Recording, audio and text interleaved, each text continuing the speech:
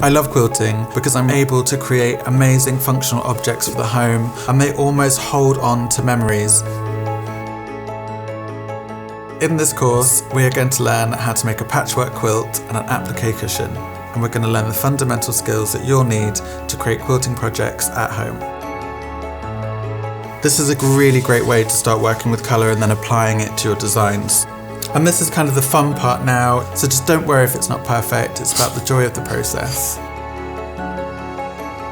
Inspiration is all around us. I love to look at standing stone formations, which you find a lot of in Cornwall. This quilt behind me is kind of an abstract view of some of the photos that my dad has taken. We're surrounded every day by fabrics, and sometimes I think we take those for granted.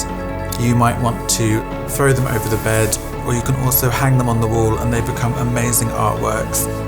You can really find your own voice within the process of quilting. Learn the art of modern quilt making with me, Julius Arthur.